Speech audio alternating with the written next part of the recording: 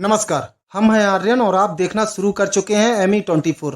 आज की हमारी खास रिपोर्ट एक ऐसे विवाद पर है जिसने सोशल मीडिया से लेकर धार्मिक जगत तक हलचल मचा दी है। जगत गुरु रामभद्राचार्य और कथावाचक प्रेमानंद महाराज दोनों बड़े नाम, लेकिन एक बयान ने दोनों को आमने सामने खड़ा कर दिया है। क्या ये विवाद सिर्फ शब्दों का खेल है या फिर इसके पीछे कोई गहरी नाराजगी छिपी है? मामला तब शुरू हुआ जब एक इंटरव्यू के दौरान जगत गुरु रामभद्राचार्य से पूछा गया कि प्रेमानंद महाराज बिना किडनी के जीवन जी रहे हैं, क्या ये कोई चमत्कार है? रामभद्राचार्य ने साफ शब्दों में कहा, ये कोई चमत्कार नहीं है। यही नहीं, उन्होंने आगे बढ़ते हुए कहा कि आजकल तो मूर्ख लोग भी कथा करने लगे हैं, और फिर प्रेमानंद महाराज पर सीधा निशाना साधते हुए कह दिया कि वह मेरे बालक समान है और उनसे संस्कृत का एक अक्षर भी नहीं बोला जाएगा। रामभद्राचार्य के इस बयान के बाद सोशल मीडिया पर बवाल मच गया। जहां एक तरफ उनके समर्थक इसे एक सच्चाई बता रहे हैं, वहीं प्रेमानंद महाराज के भक्त इस टिप्पणी को बेहद अपमानजनक मान रहे हैं। सोशल मीडिया पर कई लोगों ने लिखा, रामभद्राचार्य का यह बयान उनके अहंकार को दर्शाता है। प्रेमानंद महाराज सभी धर्मों में सम्मानित हैं, लेकिन रामभद्राचार्य का प्रभाव सीमित है। वहीं कुछ लोगों ने यह भी कहा है कि बयान को तोड़ मड़ोड़ कर पेश किया जा रहा है ताकि विवाद खड़ा हो सके। लोगों का कहना है कि प्रेमानंद महाराज ने कभी खुद को चमत्कारी नहीं बताया।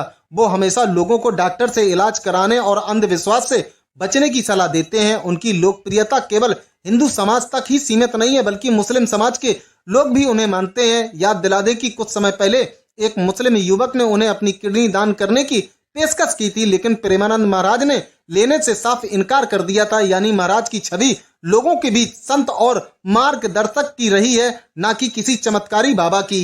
लेकिन सवाल यही उठता है कि अगर प्रेमानंद महाराज खुद को चमत्कारी नहीं मानते हैं तो फिर ये विवाद आखिर क्यों खड़ा हुआ?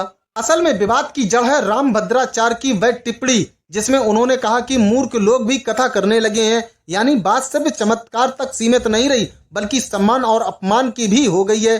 धर्म जगत में अक्सर देखा गया है कि बड़े संतों के बीच मतभेद सार्वजनिक मंचों तक पहुंच जाते हैं और फिर सोशल मीडिया पर यह विवाद और भी बड़ा रूप ले लेते हैं। रामभद्राचार्य ने भले ही अपने बयान में प्रेमानंद महाराज को बालक समान बताया हो, लेकिन उनके समर्थकों को यह स्वीकार नहीं। लोगों का कहना है कि उम्र या विद्या चाहे कुछ भी हो, संत समाज में आपसी सम्मान ही सबसे जरूरी है।